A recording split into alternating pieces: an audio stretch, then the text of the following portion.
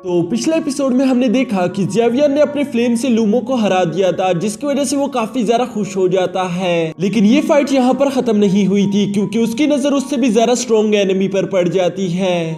अब आगे तो नेक्स्ट एपिसोड बिल्कुल उसी सीन से शुरू होता है, जहां ज़ेवियर वू हाउ को देखकर काफी ज्यादा अजीब फील कर रहा था, क्योंकि हम देखते हैं वू हाउ की बॉडी से काफी ज्यादा डार्क एनर्जी निकल रही थी और उसका ब्लड ऑरा चारों तरफ फैल चुका था। यहाँ पर मौजूद एल्डर्स भी वू हाउ की इस डार्क एनर्जी को महसूस कर सकते थे। वो लोग जानते थे कि वू हाउ कितना ज्यादा स्ट्रॉन्ग है। साथ ही साथ वहाँ पर उस मैदान में मौजूद सारे लोग इस डार्क एनर्जी को महसूस कर पा रहे थे, जिसकी वजह से एक खौफ का मंजर फैल चुका था। मिस रियोलिन भी अपनी आंखों से ये सब देख रही थी कि तभी अचानक वो ज़ेवियर को बताती है कि एक बार वू हाउ ने जुनीर को प्रपोज किया था, लेकिन जैसा कि तुम्हें मालूम है कि जुनीर तुम्हें पसंद करती है, तो इसलिए उसने वू हाउ को रिजेक्ट कर दिया था।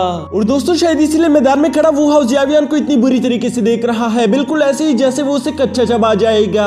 यहाँ ज़ेवियर जुनीर का हाथ पकड़ते हुए उससे कहता है कि तुम फिक्र मत करो, मैं तुम्हें यकीन दिलवाता हूँ कि तुमने कुछ भी गलत नहीं किया, बल्कि मैं यहाँ पर इन सबको हराकर खुद को साबित करूंगा कि मैं तुम्हारे लायक हूँ। यहाँ ये दोनों इसी तरह की बातें कर रहे थे, जबकि दूसरी तरफ एल्डर कह देते हैं कि इस मैच को शुरू किया जाए, जिस पर हम देखते हैं कि वू हाउ के ओपिनियन को काफी ज्यादा डर लग रहा था, लेकिन वो खुद के डर पे काबू करते हुए बड़ी तेजी के साथ आगे बढ़ते हुए वू हाउ पर अटैक करना शुरू कर देता है। लेकिन यहाँ पर उसका एक भी अटैक वू हाउ को टच नहीं कर पाता, क्योंकि उसकी रफ्तार काफी ज्यादा तेज थी। वो बड़ी तेजी के साथ मूव करते हुए उसके पीछे आ जाता है। साथ ही साथ हम देखते हैं कि वू हाउ ने अपने हैवी सोर्ड से उस पर एक जोरदार अटैक कर दिया था, जिसकी वजह से उसके हाथ बुरी तरीके से कांप रहे थे। पर इसके बावजूद भी वू हाउ रुकता नहीं, बल्कि वो मौके का फायदा उठाते हुए बड़ी तेजी के साथ आगे मूव करते हुए उस पर अपना फाइनल अटैक कर देता है, जिसकी वजह से उसका ओपिनियन बुरी तरीके से हार चुका था। और यहाँ पर एल्डर उसे विनर घोषित कर देते हैं। विनर बनने के बाद अचानक से हम देखते हैं कि वू हाउ ने अपनी तलवार को ज़ेवियर की तरफ पॉइंट कर दिया था और वो उसे यहाँ पर फाइट के लिए भी चैलेंज कर देता है, जिस पर हम देखते हैं कि ज़ेवियर भी चुप नहीं रहता, बल्कि वो खड़ा होकर अपनी डो की पावर को अनलीश कर लेता है। वो भी फाइट के लिए पूरी तरह से तैयार हो गया था। यहाँ पर इन दोनों के दरमियान एक खतरनाक फाइट होने ही वाली थी, लेकिन तभी एल्डर इन दोनों को वहाँ पर रोक देते हैं। वो इनसे कहते हैं कि ये कोई प्राइवेट चैलेंज नहीं चल रहा, बल्कि ये कनान कॉलेज का ट्राई आउट चल रहा है। अगर तुम दोनों आपस में लड़ना चाहते हो तो तुम दोनों को कल का इंतजार करना होगा, क्योंकि वैसे भी तुम दोनों एक दूसरे से टकराने वाले हो। यहाँ पर उस एल्डर की ये सारी बातें सुनकर हम देखते हैं कि ज़ेवियर शांत होकर अपनी जगह पर बैठ गया था, जबकि दूसरी तरफ वू हाउ का भी बहुत सारा गुस्सा आ रहा था। वो इसी गुस्से के साथ ज़ेवियर से कहता है कि तुम्हें कल देख लूंगा, और ये कहकर वो भी वहाँ से चला जाता है। अब इसके नेक्स्ट सीन में हम देखते हैं कि शाम हो चुकी थी। ज़ेवियर जुनीर का हाथ पकड़कर वापस अपने रूम्स की तरफ जा रहा था कि तभी इन लोगों के रास्ते में कुछ लड़कियां आ जाती है, जो कि यहाँ पर ज़ेवियर से बात करना चाहती थी, क्योंकि मुझे लगता है कि शायद ये लोग भी ज़ेवियर को पसंद करने लगी है। लेकिन ज़ेवियर उन लड़कियों से कुछ खास बात नहीं करता, बल्कि वो उनसे कहता है कि मुझे कल के कंपटीशन के लिए आराम करना होगा, और इसलिए वो जुनीर को लेकर वहाँ से चला गया था। जबकि दूसरी तरफ जुनीर को भी ज़ेवियर पर काफी ज्यादा प्यार आ रहा था।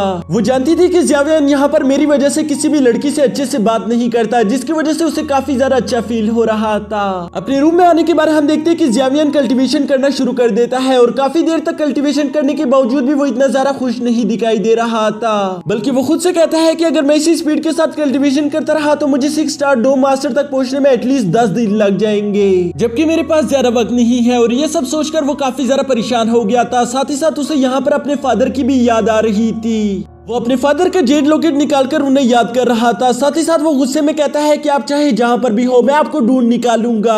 और ये सब कहते हुए उसने गुस्से में अचानक से green lotus fire flame activate कर दी थी, जिसकी वजह से उस जेड पर आग लग जाती है। ये देखते ही ज़ेवियर बड़ी तेजी के साथ उस जेड लॉकेट से आग को हटा देता है, लेकिन ये देखकर वो काफी ज्यादा हैरान हो गया था। वो कहता है कि मैंने सोचा नहीं था कि ये जेड लॉकेट इतना ज्यादा स्ट्रॉन्ग हो सकता है। आखिर इसने मेरे ग्रीन लोटस फ्लेम को कैसे झेल लिया। लेकिन फिर भी वो इसके बारे में ज्यादा ना सोचते हुए उसे वापस अपने स्टोरेज रिंग में रख लेता है कि तभी मास्टर याओ भी वहां पर आ चुके थे, जो कि काफी ज्यादा परेशान दिखाई दे रहे थे। इस पर ज़ेवियर उनसे सवाल करता है कि मास्टर क्या हुआ, आप बहुत ज्यादा परेशान दिखाई दे रहे हो। ये सुनकर मास्टर याओचन जवाब देते हैं कि हाँ वो इसलिए क्योंकि मैं यहाँ पर फॉलन हार्ट फ्लेम को सेंस नहीं कर पा रहा। साथ ही वो बताते हैं कि मेरी कोल्ड फ्लेम और फॉलन हार्ट फ्लेम के बीच एक अजीब सा कनेक्शन है, जिसकी वजह से मैं मीलों दूर से उसे स्मेल कर पाता हूँ। लेकिन आज हम यहाँ पर जब कनान कॉलेज के अंदर मौजूद है, तब भी मुझे उसकी स्मेल नहीं आ रही। पता नहीं कुछ अजीब सा लग रहा है। जिस पर ज़ेवियर भी परेशान होते हुए कहता है कि कहीं हमसे पहले ही किसी ने उस फॉलन हार्ट फ्लेम को तो हासिल नहीं कर लिया। ये सुनकर मास्टर याओचन जवाब देते हैं कि नहीं, अभी तक यहाँ पर शायद किसी ने उसे हासिल नहीं किया, नहीं तो मुझे महसूस हो जाता।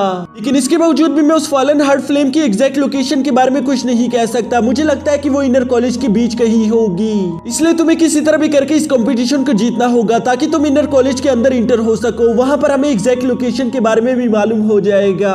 ये सुनने के बाद जियावियन कहता है कि ठीक है मास्टर, आप बिल्कुल फिक्र मत करो, मैं आपको निराश नहीं करूंगा। और इसी के साथ सीन शिफ्ट होकर नेक्स्ट डे की कंपटीशन पर आ जाता है, जहां पर इस बार जियावियन देखता है कि आज पहले से बहुत सारे लोग उस कंपटीशन को देखने के लिए आए थे।